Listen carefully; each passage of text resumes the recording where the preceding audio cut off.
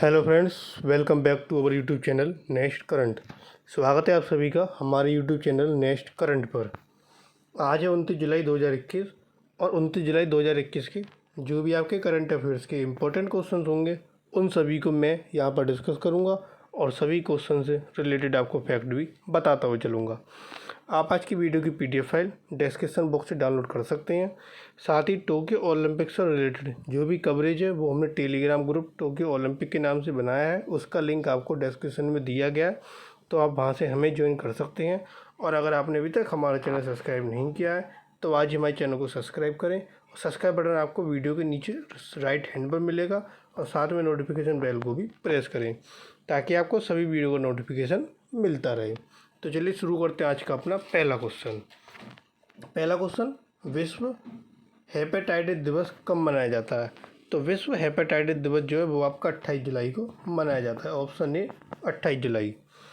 28 जुलाई की तारीख इसलिए चुनी गई क्योंकि यह नोबेल पुरस्कार विजेता वैज्ञानिक डॉक्टर बारूक बलमबर्ग का जन्मदिन है, जिन्होंने हेपेटाइटिस बी वायरस की खोज की और वायरस के लिए एक नैदानिक परीक्षण और टीका विकसित किया।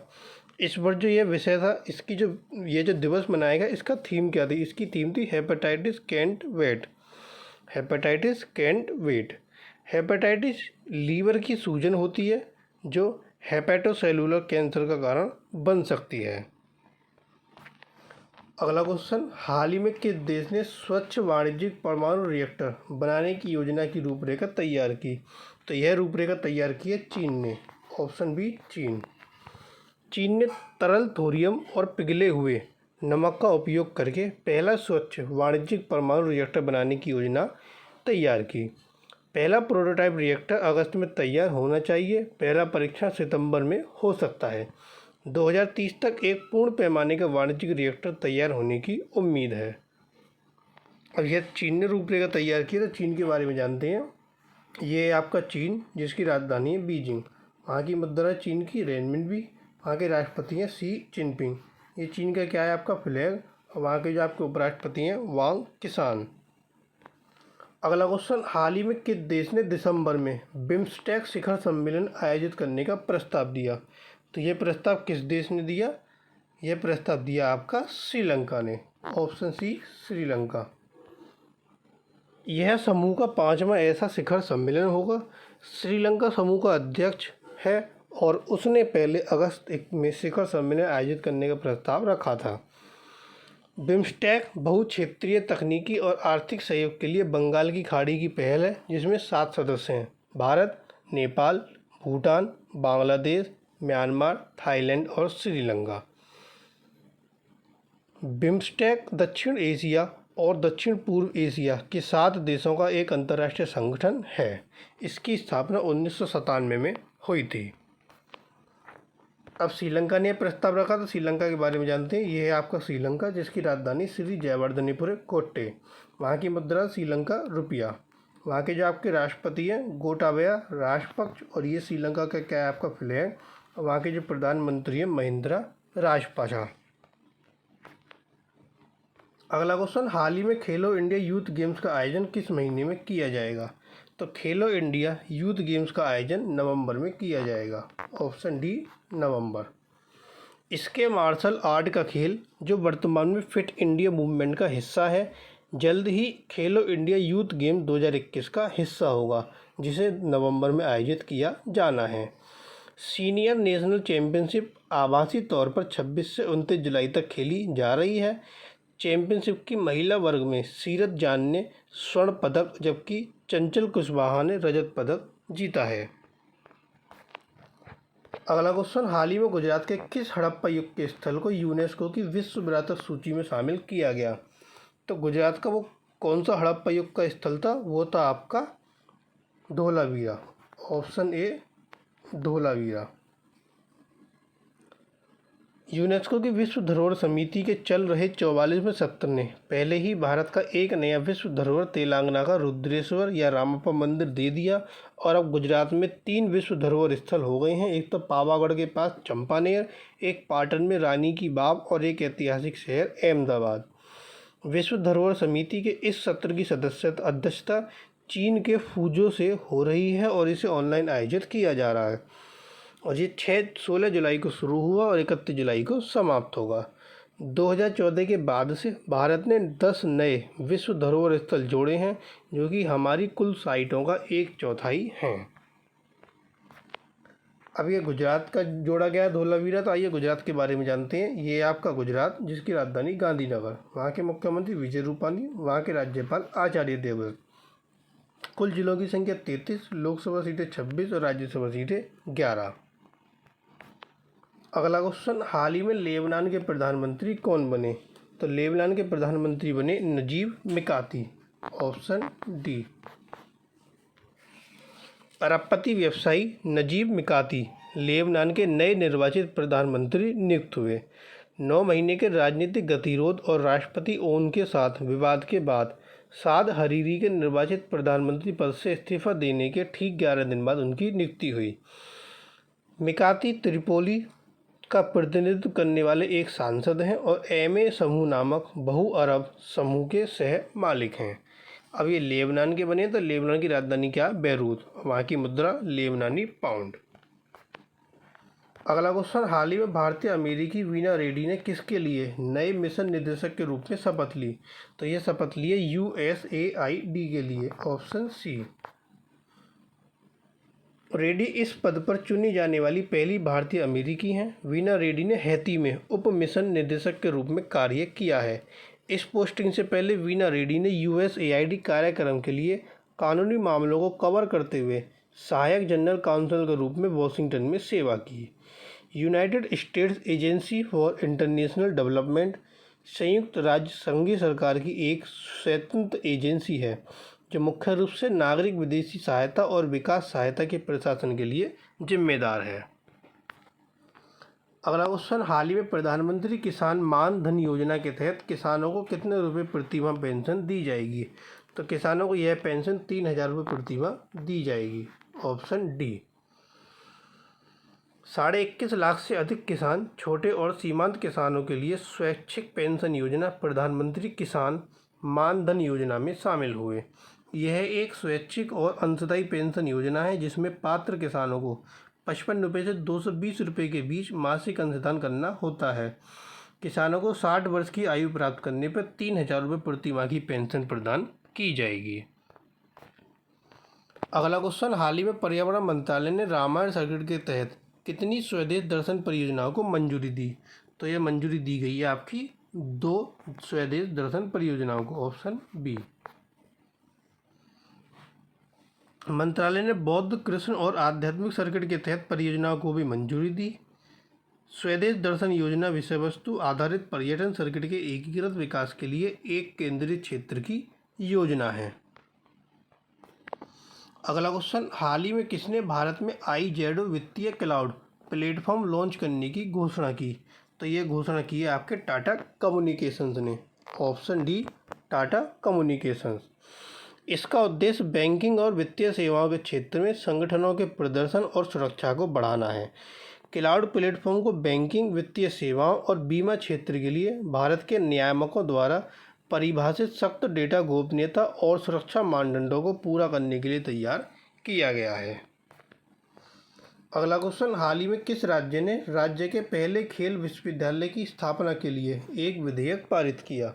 तो ये विधेयक पारित किया है बिहार राज्य ने, ऑप्शन ए, बिहार। इस विश्वविद्यालय में कम से कम 33.5% सीटें महिलाओं के लिए आरक्षित होंगी।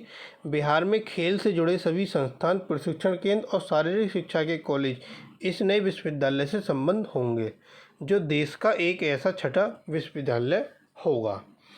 अब बिहार राज्य ने विधेयक पारित किया, तो बिहार के बारे में जानते हैं। ये आपका बिहार, जिसकी राजधानी पटना, वहाँ के मुख्यमंत्री नीतीश कुमार, वहाँ के राज्यपाल फागू चौहान। कुल जिलों की संख्या 38, लोकसभा सीटें 40 और राज्यसभा सीटें 16। अगला क्वेश्चन, समुद्री सहायता विधेयक 2021 कब पारित किया गया? तो ये जो विधेयक था, यह विधेयक आपका 27 जुलाई को पारित किया गया, ऑप्शन सी, 27 जुलाई। राज्यसभा द्वारा 27 जुलाई को मंजूरी के साथ संसद ने नौवहन के लिए समुद्री सहायता विधेयक 2021 पारित किया। यह विधेयक भारतीय में नेविगेशन के लिए सहायता के विकास, रखरखाव और प्रबंधन के लिए एक रूपरेखा प्रदान करेगा। एक जलयान में एक जहाज, नाव, नौकायान पोत, मछली पकड़ने का जहाज, पनडुब्बी और मोबाइल अपतटीय ड्रिलिंग इकाइयाँ शामिल हैं। सर्बानंद सोनोवाल जो हैं वर्तमान में बंदरगाह, जहाजरानी और जलमार्ग के मंत्री हैं। अगला क्वेश्चन, हाल ही में कौन सा देश ऑल टाइम ओलंपिक पदक की गिनती में शामिल होने वाला सबसे नया देश बन गया? तो अभी पहली बार ओलंपिक में पदक जो जीता वो किस देश ने जीता? वह आपका तुर्कमेनिस्तान। Option A. 2020 टोक्यो खेलों में महिलाओं की 59 किलोग्राम भारोत्तोलन प्रतियोगिता में उत्कृष्ट प्रदर्शन के बाद तुर्कमेनिस्तान ऑल टाइम ओलंपिक पदक की गिनती में शामिल होने वाला नया देश बन गया। पोलिना गुरेवा ने रजत पदक जीता और यह तुर्कमेनिस्तान के इतिहास में देश का पहला पदक था। स्वर्ण पदक चीनी ताइपे के को सिंग चुन को मिला और जिन्होंने तीनों श्रेणियों में ओलंपिक रिकॉर्ड बनाए। अब तुर्कमेनिस्तान ने यह रिकॉर्ड कायम किया, तो तुर्कमेनिस्तान के बारे में जानते हैं। ये आपका तुर्कमेनिस्तान, जिसकी राजधानी है अशगाबाद। वहाँ की जो मुद्रा आपकी तुर्कमेनिस्तान मानत। वहाँ के जो आपके राष्ट्रपति हैं गुरबांगुली बर्दी मुहामेदो, वहाँ के राष्ट्रपति हैं। और उपराष्ट्रपति कौन है? राशिद मेरेदो। और ये क्या, तुर्कमेनिस्तान का आपका फ्लैग। अगला क्वेश्चन, हाल ही में कर्नाटक के नए मुख्यमंत्री कौन बने? तो कर्नाटक के नए मुख्यमंत्री बने बसवराज बोमई। Option B. बसवराज बोमई कर्नाटक के 23वें मुख्यमंत्री के रूप में इन्होंने शपथ ली। राज्यपाल थावरचंद गहलोत ने उन्हें पद और गोपनीयता की शपथ दिलाई। बीजेपी के विधायक दल ने उन्हें बीएस येदियुरप्पा के उत्तराधिकारी के रूप में चुना, जिन्होंने 26 जुलाई को इस पद से इस्तीफा दे दिया। बसवराज बोमई बीएस येदियुरप्पा सरकार में गृह मंत्री थे, जिन्हें अब मुख्यमंत्री बनाया गया। अब ये कर्नाटक के बने, तो ये आपका कर्नाटक, जिसकी राजधानी बेंगलुरु। अभी तक मुख्यमंत्री ये थे बीएस येदियुरप्पा, लेकिन अब कौन बन गए? बसवराज बोमई। राज्यपाल है थावरचंद गहलोत। कुल जिलों की संख्या 31, लोकसभा सीटें 28 और राज्यसभा सीटें 12। अगला क्वेश्चन, हाल ही में दिल्ली पुलिस के आयुक्त के रूप में किसे नियुक्त किया गया? तो दिल्ली पुलिस के आयुक्त के रूप में नियुक्त हुए राकेश अस्थाना। Option C. सीमा सुरक्षा बल के महानिदेशक राकेश अस्थाना को दिल्ली पुलिस का आयुक्त नियुक्त किया गया। भारत तिब्बत सीमा पुलिस के महानिदेशक श्री एस देशवाल सीमा सुरक्षा बल के महानिदेशक के पद का अतिरिक्त प्रभार संभालेंगे। सरकार ने 30 जून को एसएन श्रीवास्तव के सेवानिवृत्त होने के बाद बालाजी श्रीवास्तव को दिल्ली पुलिस का अतिरिक्त प्रभार दिया था। अब दिल्ली के जो है आयुक्त नियुक्त हुए, तो दिल्ली के बारे में जानते हैं। ये आपका दिल्ली, जिसकी राजधानी नई दिल्ली। वहाँ के मुख्यमंत्री अरविंद केजरीवाल, वहाँ के जो उप मुख्यमंत्री मनीष सिसोदिया और वहाँ के उपराज्यपाल अनिल बैजल। कुल जिलों की संख्या 11, लोकसभा सीटें 7 और राज्यसभा सीटें 3। अगला क्वेश्चन, हाल ही में किस राज्य ने आयुष आधारित आर्थिक उन्नयन योजना देवरन योजना तैयार की? तो ये योजना तैयार की मध्य प्रदेश ने। Option D, Madhya Pradesh. इसका उद्देश्य लोगों के स्वास्थ्य और आदिवासियों की आजीविका में सुधार करना है। यह घोषणा मध्य प्रदेश के मुख्यमंत्री शिवराज सिंह ने योजना पर एक कार्यशाला को संबोधित करते हुए की। उन्होंने यह भी बताया कि इंदौर और भोपाल में आयुष सुपर स्पेशलिटी अस्पताल बनाए जा रहे हैं। अब ये जो योजना तैयार की है मध्य प्रदेश सरकार ने की है, तो मध्य प्रदेश के बारे में जानते हैं। ये आपका मध्य प्रदेश, जिसकी राजधानी भोपाल। वहाँ के मुख्यमंत्री शिवराज सिंह चौहान, वहाँ के राज्यपाल मंगूभाई छगन भाई पटेल। कुल जिलों की संख्या 55, लोकसभा सीटें 29 और राज्यसभा सीटें 11। अगला क्वेश्चन, विश्व प्रकृति संरक्षण दिवस कब मनाया जाता है? तो यह जो दिवस है वो आपका 28 जुलाई को मनाया जाता है। ऑप्शन डी, 28 जुलाई। इस दिवस को मनाने का उद्देश्य उन जानवरों और पेड़ों का संरक्षण करना है जो प्रकृति के प्राकृतिक वातावरण से विलुप्त होने के कगार पर हैं। प्रकृति के विभिन्न घटक जल, वायु, मिट्टी, ऊर्जा, वनस्पति, खनिज और जीव को संरक्षित करके पृथ्वी की प्राकृतिक सुंदरता में संतुलन बनाए रखा जा सकता है। विश्व प्रकृति संरक्षण दिवस मनाने का उद्देश्य एक प्रजाति के रूप में आत्मनिरीक्षण करना है कि मनुष्य किस प्रकार प्रकृति का शोषण कर रहे हैं और इसके संरक्षण के लिए कदम उठाना है। अगला क्वेश्चन, हाल ही में नासा के खगोलविदों ने किस ग्रह के चंद्रमा गैनीमेड के वातावरण में जल वाष्प का पहला प्रमाण प्राप्त किया? तो ये जो पहला प्रमाण प्राप्त किया वो किस ग्रह पर प्राप्त हुआ? बृहस्पति पर। Option C, Brihaspati. नासा के हबल स्पेस टेलीस्कोप से इसका प्रमाण प्राप्त किया गया। नेचर एस्ट्रोनॉमी जर्नल ने प्रकाशित अध्ययन के अनुसार चंद्रमा की सतह से बर्फ के ठोस से गैस में बदलने पर जल वाष्प बनता है। वहाँ का तापमान इतना ठंडा है कि सतह पर पानी जमा हुआ है। 1998 में हबल के स्पेस टेलीस्कोप इमेजिंग स्पेक्ट्रोग्राफ ने गैनीमेड की पहली पराबैंगनी छवियाँ ली थीं। अब जो है नासा का ये हबल स्पेस टेलीस्कोप था, तो नासा के बारे में जानते हैं।